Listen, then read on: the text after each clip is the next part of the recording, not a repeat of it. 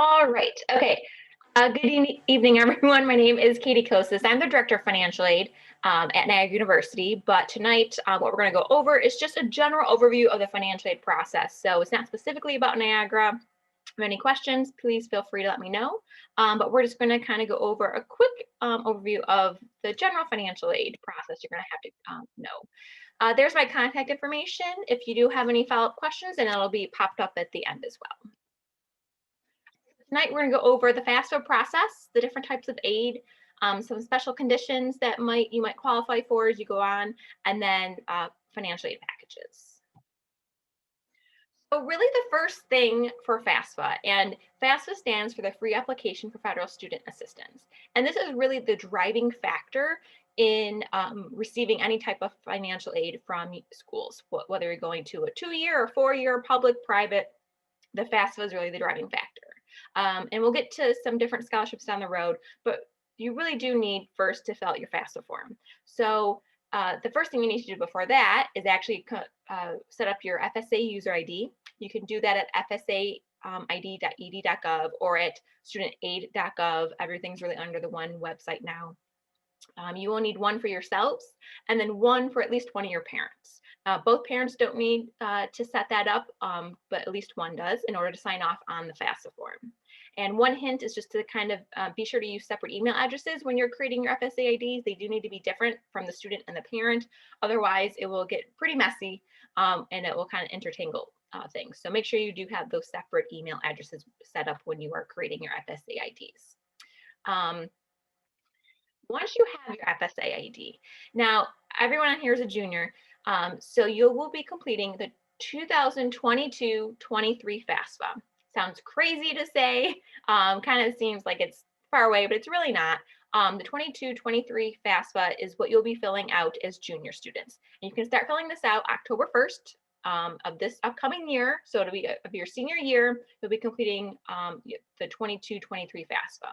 Now, what I'm showing right now is the FAFSA on the web worksheet for our current year because we don't have the next year's out yet, but it's very similar to what I'm showing you. You actually do everything online at the FAFSA website, but there's several paper forms you can kind of just go through and kind of prepare yourselves for what you will need down the road.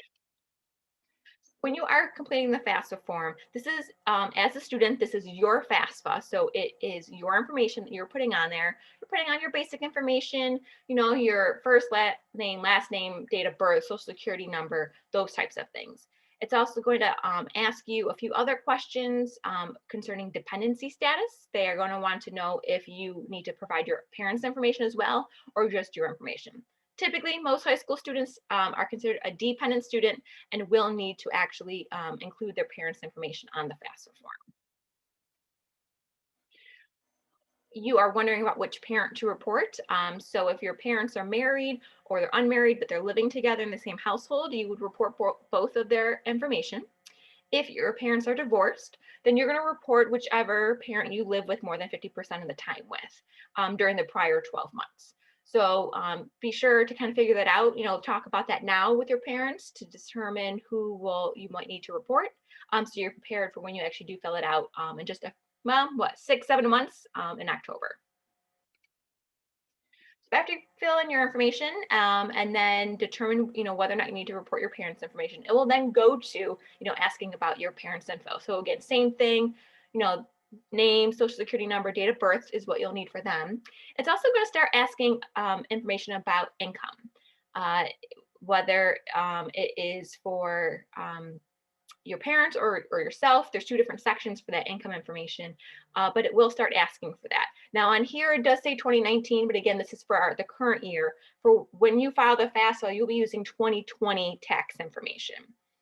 We'll get to the data retrieval in a second, but we'll offer you an option to actually transfer your financial information from the IRS if you file taxes right into the FAFSA. So hopefully both yourselves and your parents, if you file taxes in 2020, will be able to use that tool. It's then also going to ask some additional questions about, you know, if they receive certain benefits, or if you receive certain benefits, if you have any type of untaxed income. There's a lot of different things that they will go over. It's also going to start potentially maybe asking about assets information. So we'll get to that in one second. And then again, fill out the parent side of it, and then it's also going to ask about the student side. So as you, the student, did you file a tax return in 2020? How much did you earn? If you didn't file, not a problem. You just say will not file, and you just kind of continue on. If you did file, be sure you report that information accurately and how much income information you earned. You're going to be using your W-2 forms from 2020. And then it's also going to ask some very similar information that it did for your parents. Do you receive any benefits? Typically, most students, won't be able to say yes to a lot of them, but you might have, free reduced lunch or maybe the SNAP benefits. So anyone in the household, you would check off those boxes. Part of this is also going to be asset questions. You may or may not be asked about assets. It really all just depends upon the previous information you put on. It's going to, between your income information, it's going to also ask how many in the household, how many are in college for the upcoming year. So based upon all that information, you might be asked for asset information. And if it does, you're going to need to know how much is in your cash, savings, and checking accounts. This is for both yourselves and your parents. Net worth of other investments. Typically, as students, you want to have those. The net worth of businesses or other investment firms. Again, typically students don't have these, but sometimes parents might. So make sure that all this information you have on hand before you go and complete the FAFSA form. So after you have all the information gathered and start to sit down to actually complete the FAFSA, again, as I said, it's all online. There's a website, there's an app you can use to complete the FAFSA. You would go to either FAFSA.gov or studentaid.gov. Again, they both go to the same website. And you would then, click on start here, and it's going to take you through the process. You're going to say, yes, I'm the student, or no, I'm the parent or a preparer, and click on that. It really doesn't matter particularly which one if you're the parent doing it or if you're the student. It just really will pretty much determine how the questions are asked. So if you say I am the student, it'll refer to, okay, how much did you earn rather than how much did your parent earn. So it doesn't really matter which one you choose. It's just really going to be going off of the wording. As I mentioned before, the IRS data retrieval tool is something that I highly recommend using. You will have this option to use it when you're in the FAFSA under the income sections for both the student and the parent. It's available to use when the FAFSA opens on October 1st, and we do recommend that you use it. As I stated before, it takes the information directly that's on file with the IRS and puts it into the FAFSA, and this really allows the information to be correct, allows for less errors to be made, and really reduces the chances of of you being selected for the verification process by the school or by the federal government, and also really reduces the amount of information you might have to provide to schools later on. So again, the 22-23 FAFSA and the data retrieval tool will both be open on October 1st. And we do highly recommend using this tool if you have that option. Now, if you didn't file taxes, of course, there's nothing to transfer and you would just say did not file. So I know that was a ton of information in a very short amount of time. There's some other questions involved. Those are the basic things you're going to need to know for the FAFSA. And then I do know that in your senior year we will have typically you guys have another financial aid night. We'll go a little bit more in depth on all those things. But when you're filling out that FAFSA, you can list up to 10 different schools on the FAFSA form at a time. So if you are applying to more than 10 schools, that's perfectly fine. But just know that you're going to have to kind of keep track of that all. You can go on there, list up the 10, wait a week for it to process, go back in, take some off, add some other ones. But so not a problem to do that, but please make sure that you're keeping track of who you're taking off and putting back on. After you complete the FAFSA, again, it's done electronically. It takes probably, maybe 45 minutes to an hour at the most to complete. That's really just the first time around, just so that you know all the information you're kind of gathering. It will then go to the federal processor, and it will take about 3 to 5 days to process, and then it will start going out to all the different schools you listed on your FAFSA. The schools will receive it, and depending upon the time of the year, whenever they do receive them, they will start processing them and they will start putting together financial aid packages for you to review. And you'll start seeing a wide range of when you start seeing those financial aid packages come. Some actually might start sending them out in November, December, a pretty common time is, December to February. You'll probably see the majority of those financial aid packages come out. Some of those other schools wait until March, April when they see, who they've accepted. So everyone's a little different, but just be prepared to start receiving those award letters, within those winter months. So after you submit the FAFSA, you will actually receive an electronic version of what you're seeing here. It'll be for the 22-23 year, of course. And it's called the Student Aid Report. And it really just lists all of the information that you previously put on the FAFSA. Every question that you answered will be reflected on there. Just make sure you review it to make sure that everything is correct. If you need to make a correction, you just have to give it a few days to process, and it can go right back in and make any changes that you need to. Some things to keep in mind or to look at on the FAFSA SAR report is the release number, the DRN as it's called, it's a 4-digit number if they're trying to access your FAFSA and you didn't put them on the school list. And the expected contribution, or the EFC. In this case, that's a 0. For this particular example, yours might be 0, it might be 10,000, it might be 20,000. It really just depends on all the information you previously put in and the calculation that is used. So those are 2 main numbers you're going to want to keep an eye on as you go through the process. So now that you kind of have a good overview of the financial aid process, any questions, just shoot them in the chat, and I can definitely address them as we go.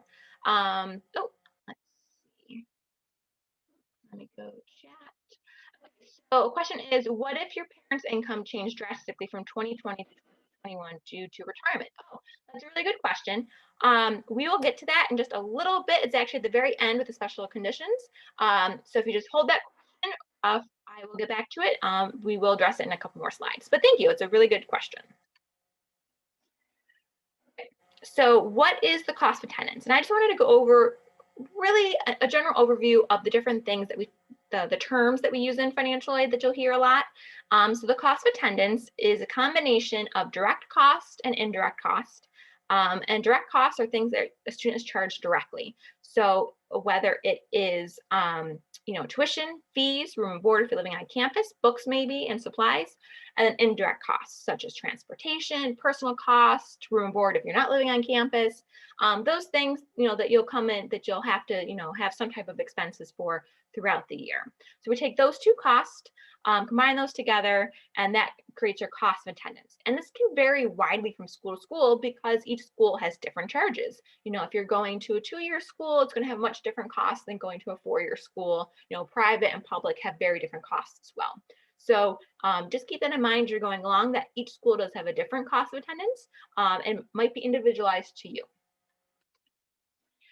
We have the expected family contribution, which is the EFC that I did show you in the STAR report that in that example was 0. This is the amount a family can reasonably be expected to contribute. It does do the same regardless of whatever school you're applying to. So whether you're applying to NTRIP or NU or Harvard, it stays the same regardless. The parent contribution, the student contribution, based upon all those questions you answered in the FAFSA, and is calculated using that formula. So one thing I wanted to point out here is that even if you have a 0 EFC, it does not necessarily mean that you will not be paying, you'll be paying $0 for your college education over the years. Maybe if you're going to a state school, that might be the case with some of the grants and scholarships you receive there. But typically, if you are looking at a private school, most likely you will have to, there will be some type of outstanding balance each year. So it's really, the EFC is just a good way for schools to be able to package financial aid and to distribute their aid, on a fair basis. So just keep that in mind though, because I know sometimes, students see that 0 and think, okay, I'm not going to have any balance, but that might not be the case. Then we get into financial needs. So you have your cost of attendance, all those, direct and indirect charges, your expected family contribution, which is again from the FAFSA form, cost of attendance minus your EFC, and that remaining amount is your financial need. And what that means is that schools can package you with need-based aid, and we'll get to that in a second, up to that amount. That is federal regulations, that is something we have to abide by. But that also means that every student's package is going to be pretty different from one another, just because each family has individual circumstances and individualized incomes, and household numbers. So there's a lot of different factors that go into that. So it is kind of hard to compare your financial aid package to your cousins or your friends, because every family situation is very different. So once you receive your financial aid package in the mail or email, each school is different on that too, you're going to see four main categories of financial aid. You have your scholarships, you have your grants. Those are typically free money, don't have to be paid back, and those are the ones everyone wants, of course. And then you have your what we call self-help aid. So we have your loans, which again, loans, you have to, you're borrowing money for now, but you do have to pay those back at a later time, typically, 6 months after graduation. And then also employment. So this could be, a work study job, which is typically federally funded, or maybe some other type of student employment on campus.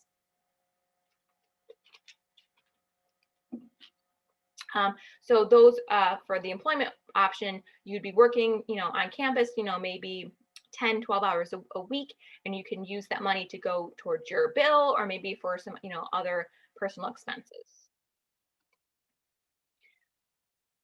The sources of financial aid who are awarding those, previous things, federal government, largest source, again, based solely off the FAFSA form, is the would be your source through the federal government. States, so New York State, if you're planning on attending a school in New York State, you might be eligible for some type of either need-based aid or merit-based aid through the New York State. There's private sources, which could include, civic organizations, churches, community foundations, employers. Sometimes, if you work at Wegmans, they have scholarships for their employees going to school. And also institutions themselves. This is more so true for private schools. They will have, merit-based scholarships based upon your grades, or SAT or ACT scores if you took those.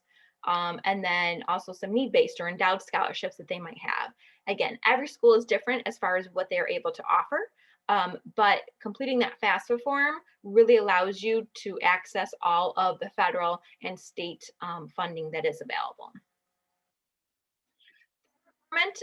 Largest source of financial aid, as I mentioned, again, the main driver in financial aid. Aid is awarded primarily on the basis of financial need. And you do have to apply for this every single year. So the good news on that is that after you complete it for at least, the first year, it's really just a renewal FAFSA the following years, and there's not too much, you don't have to spend as long on it in the following years. I'm going to have a cough drop. I'm really sorry. This is my second presentation tonight, and my throat's already going. Common federal aid programs, we have the Pell Grant. This is a need-based grant. Your EFC does have to be below a certain number in order to be eligible for this. Right now, it's around 6,000. It has to be below. There's the Teach Grant if you're thinking of going into the education field. There's the Opportunity Grant. You do have to be Pell Grant eligible in order to actually be eligible for the Opportunity Grant. There's Work Study. There's the subsidized, unsubsidized loans. These are the federal loans I was talking about before. These are actually in the students' names. You just have to pay those back after graduation. And then there's also PLUS loans. So these are federal loans, but they are in the parents' name, so they could take out on your behalf to help you out with any potential remaining balance. Through the states, specifically through New York State, you do have to be a New York State resident and attend a New York State school or college in order to be eligible for this. There's awards based on both need. So typically the tuition assistance program or the TAP program is the need-based one. So your income does have to be, this is as a family, your income, New York State net taxable income has to be below $80,000 in order to be eligible for that. There's also some merit-based scholarships that the state does offer.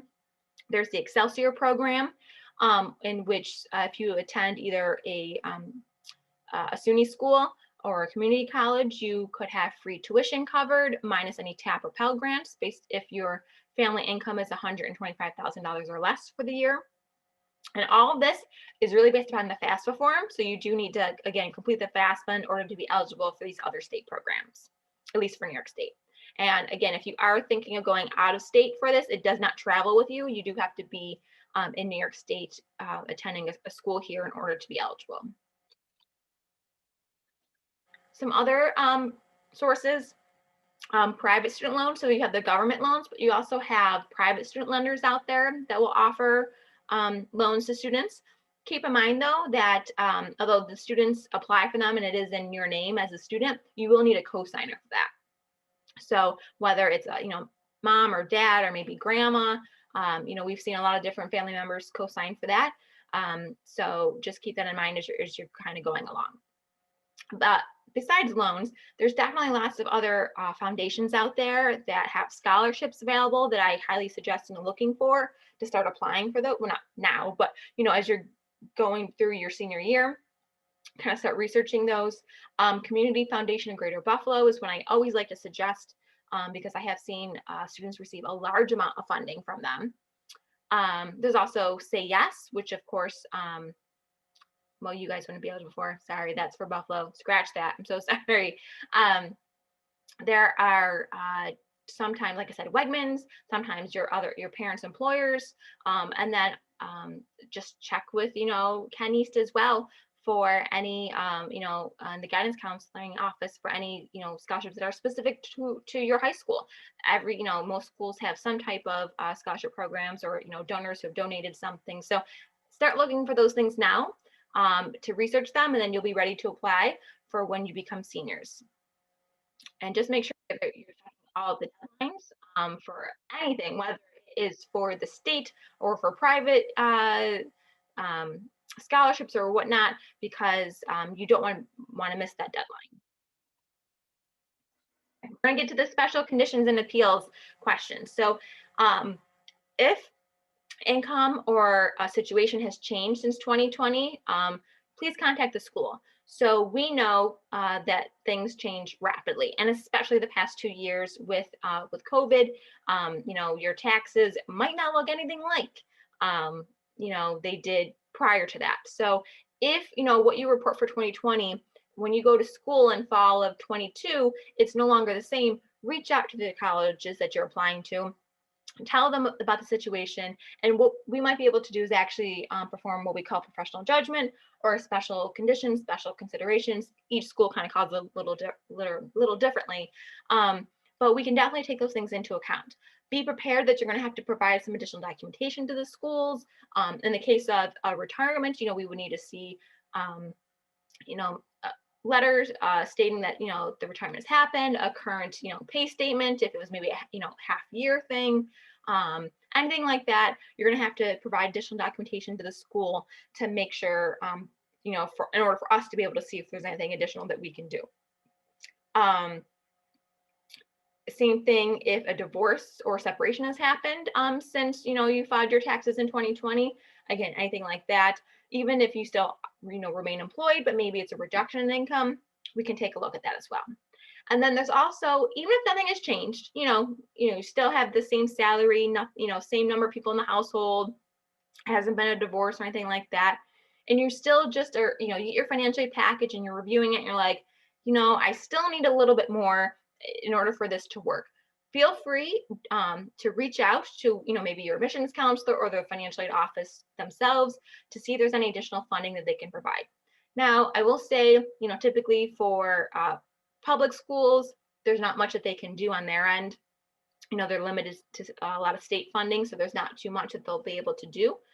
Still doesn't hurt to try. But for private schools, this is really something where we are looking to see what else we can do, and if there is anything else we can do, and to look to review those. Now, again, every school is different.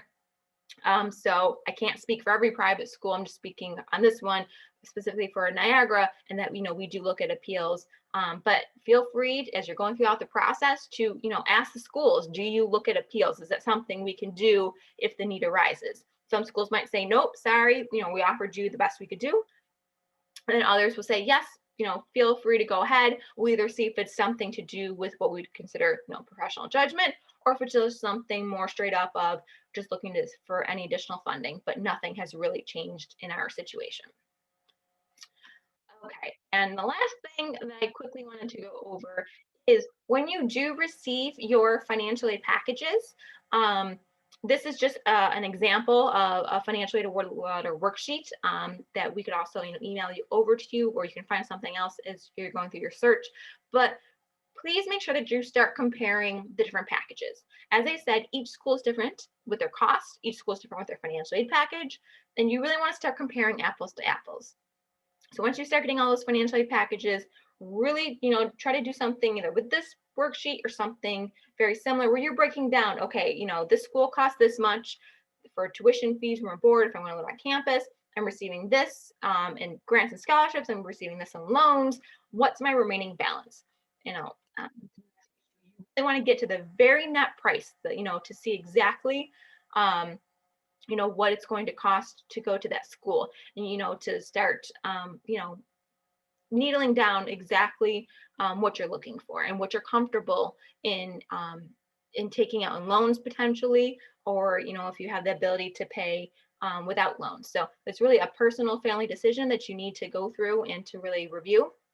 But I highly suggest doing this breakdown so you're really seeing what each school is costing. I've mentioned this in my other presentations that you might get a financial aid package from a school that's giving you like $40,000, which seems fantastic, and it is, but maybe they cost like $65,000. So you still have that $25,000 gap. Whereas maybe another school, only gave you $15,000, but they only cost $20,000. So they only have a $5,000 gap. So it really depends on each school and what they cost and what they're able to offer. And you really need to figure that out on a school by school basis so you can really compare apples to apples. I know that was a lot, and it's a short amount of time. But does anybody have any questions that you had going through, or anything that I didn't cover? Let's see. I'm gonna stop sharing my screen just so I can get you to the chat easier. So hang on one second.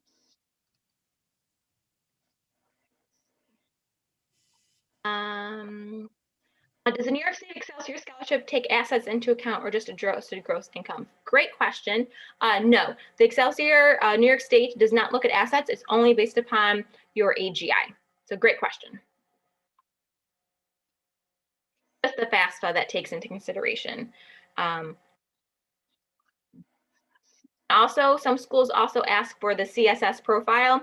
I never really talk about it because Niagara doesn't. Some schools do, and if you are filling it out, you have to provide a lot of additional information about everything, like what type of car you own and all of your assets. So it's a lot more detailed than the FAFSA. But for New York State, no, it's just your adjusted gross income. Any other questions?